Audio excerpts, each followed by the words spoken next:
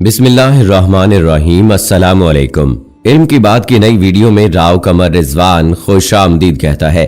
दोस्तों, दो अजनबी मर्द और औरत के दरमियान शौहर और बीवी का रिश्ता उसी वक्त कायम हो सकता है जबकि दोनों के दरमियान शरई निकाह अमल में आए। निकाह शरई के बाद दो अजनबी मर्द और औरत रफीक हयात बन जाते हैं, एक दूसरे की रंजो खुशी, तकलीफ और राहत और सेहत व बीमारी गर्ज ये जिंदगी के हर गोशे में शरीक हो जाते हैं। निकाह की वजह से बेशुमार हराम काम एक दूसरे के लिए हलाल हो जाते हैं, हत्ता कि अल्लाह ताला ने कुरान करीम में एक दूसरे को लिबास से ताबीर किया है, यानी शौहर अपनी बीवी के लिए और बीवी अपने शौहर के लिए लिबास की मानद है। शरई निकाह के बाद जब आदमी शौहर और औरत बीवी बन जाती है तो एक दूसरे का जिस्मानी और रूहानी तौर पर लुत्फ अंदोज होना जायज हो जाता है और एक दूसरे के जिस्मानी और रूहानी हकूक वाजिब हो जाते हैं। शरई अहकाम की पाबंदी करते हुए शौहर और बीवी का जिस्मानी और रूहानी तौर पर लुत्फ अंदोज होना, एक दूसरे के हकूक की अदायगी करना, ये सब शरीयत इस्लामिया का जुज़्व हैं और इन पर भी हमें अजर व सवाब मिलेगा। तो दोस्तों, आज के वीडियो में हम बात करेंगे कि मियाँ बीवी के हकूक और फराइज क्या हैं। रमजान मुबारक के महीने में शौहर अगर अपनी बीवी के पास जाता है तो इस हवाले से अल्लाह के नबी ने क्या फरमाया है, क्या हमें इस्लाम इस बात की इजाजत देता है, और जो खवातीन नफली रोजा अपने शौहर की इजाजत के बगैर रखती हैं, दीन इस्लाम में उनके बारे में क्या अहकामात हैं, इसी हवाले से आज की वीडियो में बात करेंगे। सो इस वीडियो को आखिर तक जरूर देखिएगा और अगर आपने अभी तक हमारा चैनल इल्म की बात सब्सक्राइब नहीं किया है तो अभी सब्सक्राइब करें और साथ में बेल आइकॉन को जरूर प्रेस करें ताकि लेटेस्ट अपलोड होने वाली हमारी वीडियोस का नोटिफिकेशन आपको बर वक्त मिलता रहे। इंसान सिर्फ इनफरादी जिंदगी नहीं रखता बल्कि वो फितरतन मुआशरती मिजाज रखने वाली मखलूक है। उसका वजूद खानदान की एक रुकन और माशरे के एक फर्द की हैसियत से ही पाया जाता है। माशरा और खानदान की तश्कील में बुनियादी इकाई मियाँ बीवी है जिनके एक दूसरे पर कुछ हकूक हैं।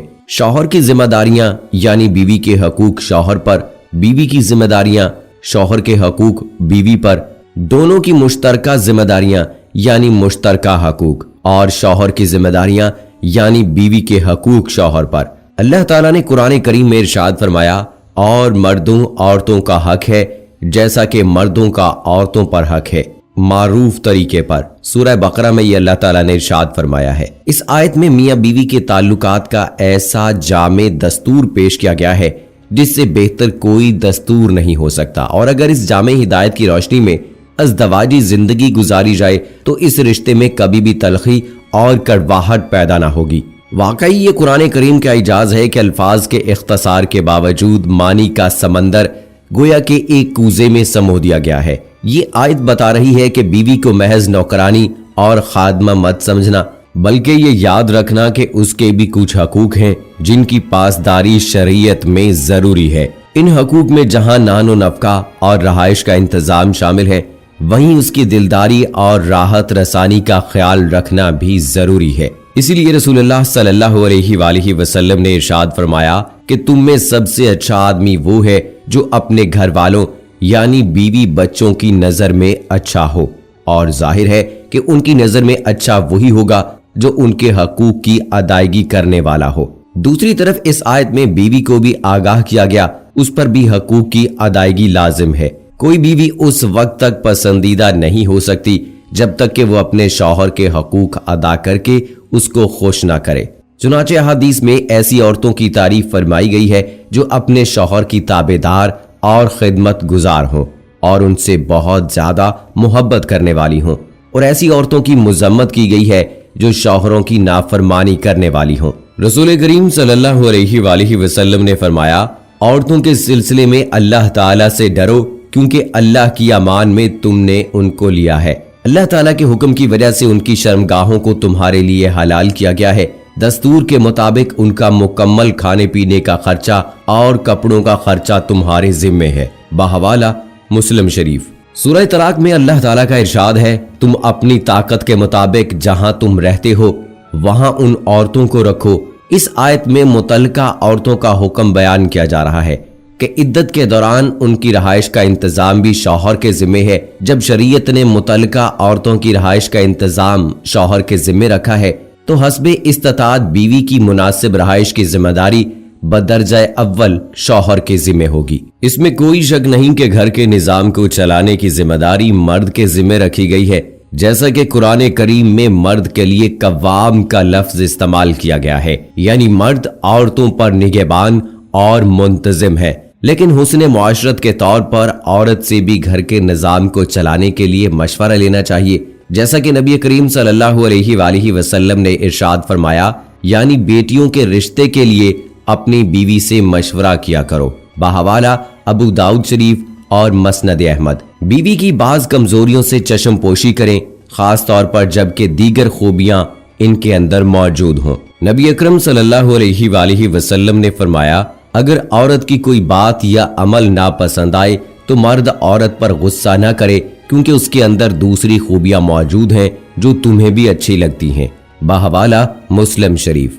گھر کے کام کاج میں عورت کی مدد کی جائے، خاص کر جب وہ بیمار ہو۔ حضرت عائشہ صدیقہ رضی اللہ تعالی عنہا فرماتی ہیں کہ نبی کریم صلی اللہ علیہ وآلہ وسلم گھر کے تمام کام کر لیا کرتے تھے، جھاڑو بھی خود لگا لیا کرتے تھے، کپڑوں میں پیوند بھی لگا لیا کرتے تھے اور اپنے جوتوں کی مرمت بھی خود کر لیا کرتے تھے۔ بحوالہ بخاری شریف۔ جس طرح سے شوہر کی ذمہ داریاں ہیں، اسی طرح سے بیوی کی بھی ذمہ داریاں ہیں، یعنی مرد کے حقوق ہیں۔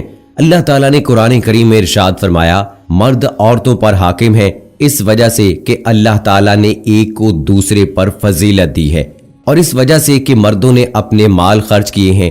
جو عورتیں نیک ہیں وہ اپنے شوہروں کا کہنا مانتی ہیں، اور اللہ کے حکم کے موافق نیک عورتیں شوہر کی عدم موجودگی میں اپنے نفس اور شوہر کے مال کی حفاظت کرتی ہیں، یعنی اپنے نفس اور شوہر کے مال میں کسی قسم کی خیانت نہیں کرتی۔ بحوالہ سورہ نساء۔ اس آیت میں اللہ تعالیٰ نے مرد کو عورت پر فوقیت و فضیلت دینے کی دو وجہیں ذکر فرمائی ہیں۔ مرد اور عورت اور ساری کائنات کو پیدا کرنے والے اللہ تبارک و تعالیٰ نے مرد کو عورت پر فضیلت دی ہے۔ مرد اپنے اور بیوی بچوں کے تمام اخراجات برداشت کر سکتا ہے۔ اسی طرح دوسری آیت میں اللہ تبارک و تعالیٰ نے فرمایا، مردوں کو عورتوں پر فضیلت حاصل ہے۔ بحوالہ سورہ بقرہ۔ رسول اللہ صلی اللہ علیہ وآلہ وسلم نے ارشاد فرمایا، اگر عورت نے خاص طور پر 5 نمازوں کی پابندی کی، ماہ رمضان کے روزے اہتمام سے رکھے، اپنی شرمگاہ کی حفاظت کی اور اپنے شوہر کی اطاعت کی، تو گویا وہ جنت میں داخل ہو گئی۔ بحوالہ مسند احمد۔ بیوی شوہر کی اجازت کے بغیر نفلی روزہ نہ رکھے۔ حضرت ابو ہریرہ رضی اللہ تعالیٰ عنہ روایت کرتے ہیں کہ حضور اکرم صلی اللہ علیہ وآلہ وسلم نے ارشاد فرمایا، کسی عورت کے لیے حلال نہیں کہ وہ اپنے شوہر کی موجودگی میں روزے رکھے مگر شوہر کی اجازت سے، یعنی کسی عورت کے لیے نفلی روزہ رکھنا شوہر کی اجازت کے بغیر حلال نہیں ہے، کیونکہ اللہ تعالیٰ نے عورت اور مرد کو ایک دوسرے کے جسمانی سکون کا ذریعہ فرمایا ہے، اور اسی طرح سے عورتوں کو اس بات کی تلقین کی ہے کہ وہ اپنے شوہروں کی ذمہ داریاں پوری کریں، کیونکہ اگر آپ اپنے شوہر کی اجازت کے بغیر نفلی روزہ رکھیں گی اور آپ کے شوہر آپ کی طرف جسمانی سکون کے لیے راغب ہوتا ہے تو ایسی صورت میں یہ ممکن نہ ہو سکے گا، تو اسی لیے نفلی روزہ بغیر شوہر کی اجازت کے جائز نہیں ہے، کیونکہ شوہر کی فرما برداری کے حوالے سے یہ کہا گیا ہے کہ اگر شوہر تم کو بلائے تو تم چلی جاؤ، حتیٰ کہ تندور میں روٹی کیوں نہ جل جائے۔ اور اسی طرح ایک اور دوسری جگہ پر فرمایا کہ اونٹ پر سوار ہوتے ہوئے بھی اگر آپ کا شوہر آپ کو کہے تو آپ انکار نہیں کر سکتی، حتیٰ کہ اونٹ کے بیٹھنے کا بھی۔ اور دوستو، جہاں تک بات ہے رمضان المبارک میں بیوی اور شوہر کے پاس جانے کا، تو اس بات کی دوران روزہ اجازت نہیں ہے۔ بوسو کنار کیا جا سکتا ہے، ایک دوسرے کو گلے لگایا جا سکتا ہے، بشرط یہ کہ شہوت نہ جاگے، یعنی کہ بہتر ہے کہ آپ پاس نہ ہی جائیں، کیونکہ ایسا کرنے سے اگر انسانی شہوت جاگ جائے تو آپ کا روزہ فاسق ہو سکتا ہے۔ دوستو، ویڈیو کے آخر میں میری تمام خواتین اور مرد حضرات سے یہ گزارش ہے کہ ایک دوسرے کے حقوق کا خیال رکھیں، کیونکہ اگر خواتین اپنے شوہروں کی فرما برداری نہیں کریں گی تو دین اسلام کی روح سے وہ بڑے گناہ کی مرتکب ہوں گی، اور مرد حضرات پر ان کے حقوق ادا کرنا بھی پھر ضروری نہیں ہوں گے۔ اور اسی طرح سے مرد حضرات کے لیے ہے کہ وہ خواتین کے حقوق کی مکمل پاسداری کریں، کیونکہ دین اسلام کی روح سے اگر مرد حضرات نے اپنے فرائض ادا نہ کیے تو نہ صرف اس دنیا میں ذلیل و رسوا بلکہ آخرت میں بھی ناکامی کا سامنا ہوگا۔ تو دوستو آخر میں اللہ تعالیٰ سے دعا ہے کہ اللہ ہمیں ایک دوسرے کے حقوق کا خیال رکھنے کی توفیق عطا فرمائے، آمین ثم آمین۔ دوستو کمنٹ باکس میں آمین لکھ کر آپ بھی ہماری دعا کا حصہ بن جائیے، اور اگلی ویڈیو تک مجھے اجازت دیجیے۔